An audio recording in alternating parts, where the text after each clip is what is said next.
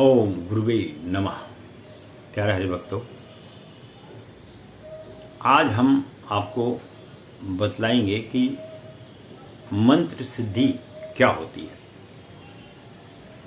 और इसे व्यक्ति किस प्रकार से इसमें लक्ष्य हासिल कर सकता है। बहुत ही सुंदर विषय है और मैं जो बातें आपको बतलाता हूँ ये कोई मनगढ़ंत बातें नहीं हैं। मैं शास्त्र संबंधी ही बातों को आप लोगों के सम्मुख रखता हूँ। आपको पता है कि हमारे 4 वेद हुए, ऋग्वेद, यजुर्वेद, सामवेद, अथर्ववेद। तो ऋग्वेद के अंदर में मंत्र क्या है वो लिखा हुआ है और अथर्ववेद के अंदर में मंत्रों का प्रयोग किस प्रकार करना चाहिए वो लिखा हुआ है, जो अधिकांश लोगों को मालूम नहीं होता है। अब मैं किसी भी मंत्र सिद्ध करने वाले व्यक्ति के बारे में या किसी भी अन्य पुरुष के बारे में किसी प्रकार की कोई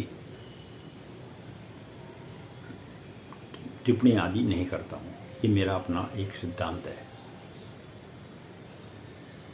अब मंत्र सिद्धि करने के लिए आदमी को कठोर तपस्या करनी पड़ती है।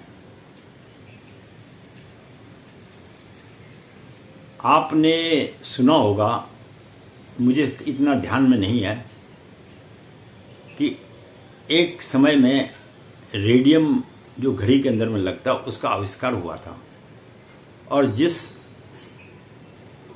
साइंटिस्ट ने इसका आविष्कार किया था, कहा यह जाता है कि वो काफ़ी दिनों के बाद वो अपनी लेबोरेटरी से बाहर आया और जो है और बहुत मेहनत करने के बाद उसने उस चीज़ की खोज करने में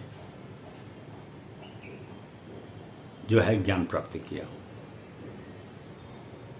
इसी प्रकार से हमारे ऋषियों ने बहुत साधना करने के बाद इन मंत्रों को वेदों में लिखा और साथ में इन मंत्रों को किस प्रकार से सिद्ध किया जाए इसके बारे में भी बतलाया है। अब सबसे बड़ी बात यह है कि यहाँ पर जो वेदों में जो भाषा उस समय में लिखी है उसका ज्ञान कई जो हमारे विद्वान भी हैं उन्हें भी संपूर्ण ज्ञान उसके बारे में नहीं हो पाया है और जिनको हो पाया वो उसमें थोड़ी बहुत सिद्धियां प्राप्त कर लेते हैं। तो जिस प्रकार से आज बड़े बड़े प्रयोग करके मिसाइलें आदि वगैरह बनाई जाती हैं, इसी प्रकार से इन मंत्रों को भी व्यक्ति को इस पर जो है ध्यान केंद्रित करके इनको सिद्ध किया जाता है और जो सिद्ध कर लेता है उसके लिए ये मंत्र फलीभूत हो जाते हैं। और सिद्ध करने का मतलब ये नहीं है कि आप ये सोच के चले कि मैं घर का काम भी कर लूँ, बाहर का भी कर लूँ, 2 पैसे भी कमा लूँ, कुछ इधर से कमाऊँ कुछ उधर से कमाऊँ। ये तमाम बातें अगर तुम्हारे मस्तिष्क में रहेंगी तो आपको कभी भी सिद्धि नहीं मिल सकती है। अगर एक साइंटिस्ट का ध्यान अपने घर के ओर अधिक होगा और उसका ध्यान अपने बीवी बच्चे फैमिली पे ही रहेगा तो वह एक काबिल साइंटिस्ट नहीं बन सकता है।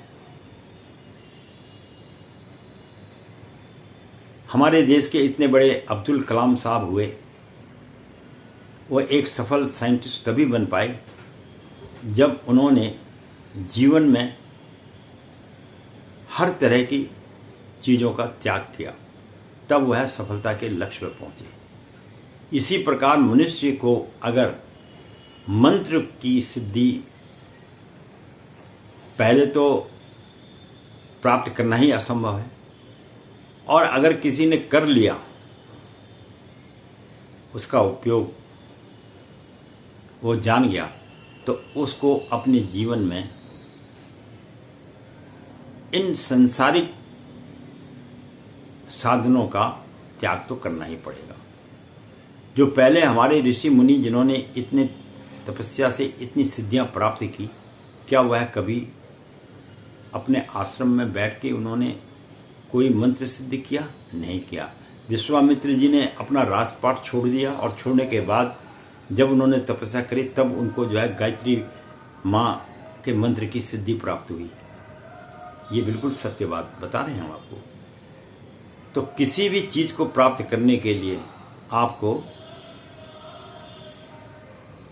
उसकी जो है सिद्धि प्राप्त करनी पड़ेगी, और सिद्धि प्राप्त करने के लिए आपको जो है अपने जीवन में बहुत बड़ा त्याग करना पड़ेगा।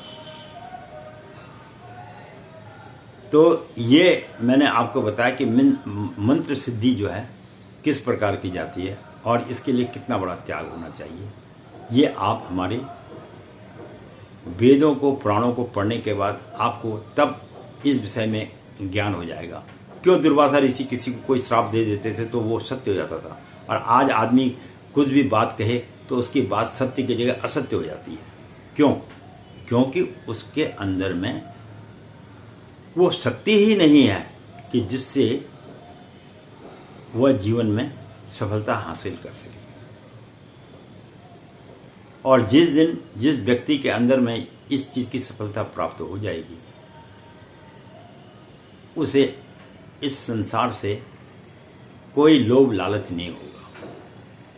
और जिस दिन जो व्यक्ति इस ज्ञान को प्राप्त कर लेता है और वो लोभ आदि के विषय में फंस जाता है, तो उसका विनाश निश्चित है, इसमें कोई दो राय नहीं।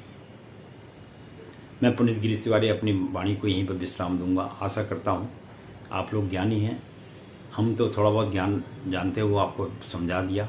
बाकी देखते रहिए, जीवन का आनंद लेते रहिए। मैं भी आनंद ले रहा हूँ जीवन का, आप भी लीजिए। और अगले वीडियो में फिर आपके साथ मुलाकात होगी। धन्यवाद।